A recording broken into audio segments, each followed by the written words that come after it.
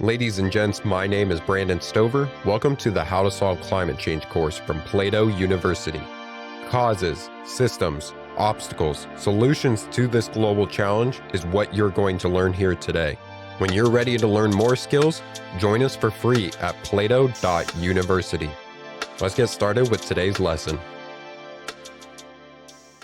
We'll have our expert guests briefly introduce themselves and their credentials for why they are able to speak to this topic. My name is Sass Brown. I am a writer, researcher, and activist in the space of ethical and sustainable fashion. I am the founder and writer of a new MA at Kingston University, London, called Sustainable Fashion, Business and Practices. I have wrote and taught and written curriculum and advised brands and women's cooperatives around the world for probably more than 20 years on the topic of sustainable and ethical fashion. And could you explain from a first principles perspective, basically what sustainable fashion is in your description? What is sustainable fashion? Well, part of the challenge is that term is a little bit open to interpretation. Sustainability obviously has a pretty defined meaning that came from the Brundtland statement from the UN back in 1987, I think it was, which is about sustainability in general, not fashion specific, but effectively about maintaining and sustaining our planet in such as a way that future generations are not compromised in how they work, live, etc.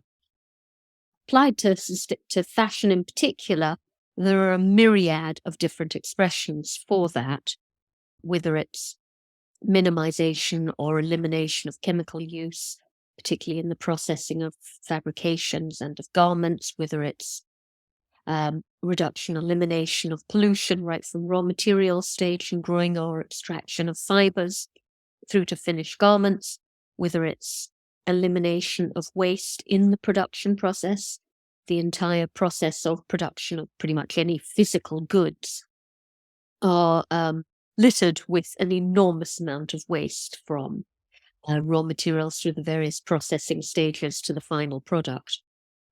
And then, of course, end of life as well. And so it can incorporate a return to craft and slow design, artisanship. There are so many different ways of expressing effectively what are ethics embedded within the system of fashion in a way that benefits people, planet, and animals. Why does the practice of sustainable fashion work or help to solve climate change? Well, fashion's grossly underestimated in many cases about its overall impact. It is a huge industry that employs people all over the world. In the developing world, for example, craftsmanship and artisanship is one of the main employers of people across the developing world. When you look at the West and a highly diversified outsourced supply chain, we're talking about logistics, about sales, about retail, production, raw material extraction. It impacts all of those different industries. So it's not just about producing and purchasing garments. It's all of the things that go into that. And so in terms of employment alone, it is an enormous employer. In terms of its impact on the climate, on the people that live on this planet, it is enormous. And so impacting how and what we consume, the way we consume it and the way it's produced has an incredible impact on people and planet. Could you describe, maybe steel manning the other side of the argument, why sustainable fashion wouldn't work to help climate change, or maybe where it falls short? Well, one of the challenges is, of course, success from a business perspective, relevant whether it's fashion or any other corporate entity, is based on growth, right? And infinite growth on a finite planet is an algorithm that doesn't work. So any industry that is based on consumption is problematic to begin with, because consumption is really the basis of our problem. So there is one of the challenges. And that requires a fairly large shift in terms of our cultural values and the way that we view our right to own, to use, and discard what we can afford. And so a shift to a consciousness and a culture that values the people and the planet that are utilized in the production of goods, instead of them simply being seen as something that people can consume and discard, is a huge culture shift. Could you describe who is benefiting the most by the practice of sustainable fashion, and then who is harmed the most, maybe, by this? Well, I mean, who is harmed are the people in the supply chain and planet that is utilized as a resource without end, which it does have an end, and there are ramifications for our methods of production.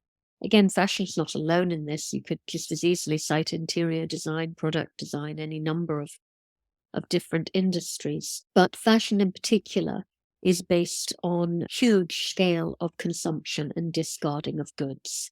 Many goods, of course, are produced for a limited lifespan, but probably fewer produced with a more limited lifespan than fashion clothing and high street fashion, cheap clothing in general.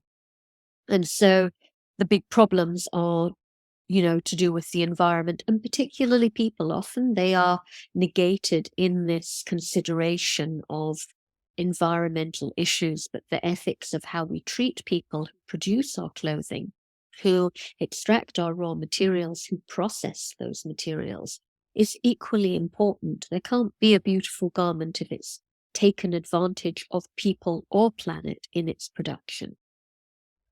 I mean, those are the ones that suffer the consequences, the people and the planet.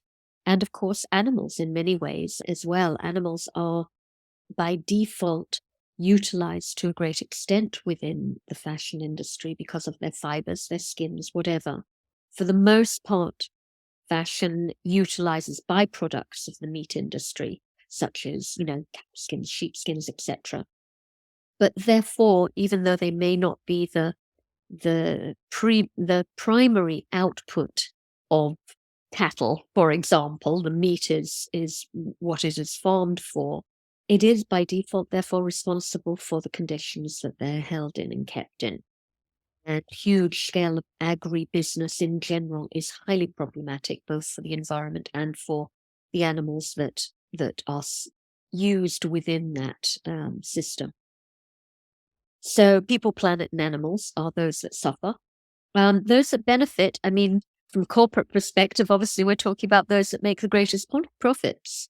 From an individual perspective, we're talking about those that have a disposable enough income to be able to use fashion as something that is playful and fun and beautiful, and it can be all of those things.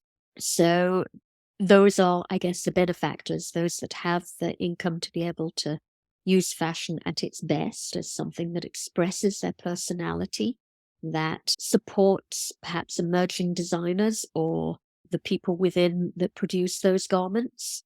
And of course, the corporations that profit from the sales of those garments. Could you give us a breakdown of, if I was producing a garment, going through the sustainable fashion process versus your traditional process? I mean, in terms of the components that have an impact, they're basically the same. It's just looking at them and working from a different perspective. So a traditional fast fashion or high street garment has a number of tiers within the supply chain.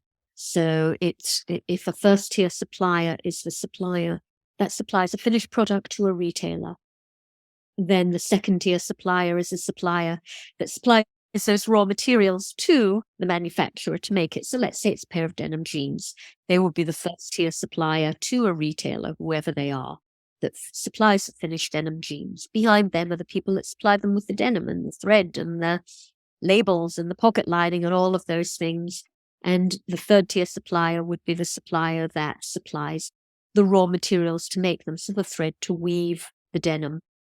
And then the fourth tier would be the farmer who farms the cotton. It's a very simplistic supply chain, but those are the main components. Those main components exist however ethically or unethically you produce a garment.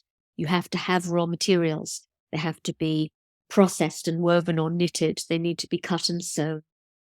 They need to be made into a garment. They need to be supplied to a consumer And then there has to be some consideration for what happens to them at the end of their life when they're no longer required or wanted.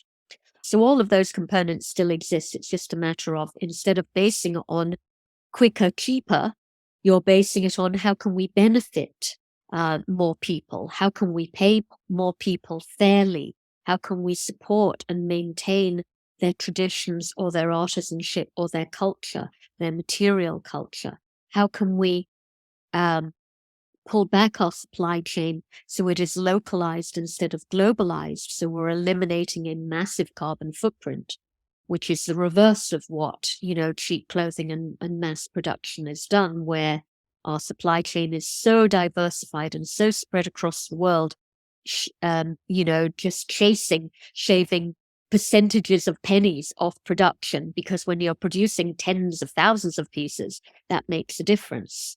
So the sort of reverse becomes the value in a slow fashion supply chain, if you like, in how can we employ people more ethically, pay them better, pay more of them, and help sustain their place, their their culture, whatever, through that process. So it's exactly the same processes, but done from an ethical perspective instead of chasing the profit perspective. And that's not to say profits can't be important. We have to sustain ourselves and our businesses and people within them to make a difference. In that supply chain, we would like to see both the suppliers and the corporations instilling these values and demanding a sustainable and ethical fashion. But on the consumer side as well, we can drive it demanding that from the companies that we're buying from. Is there one that is leveraged or has more power than the other?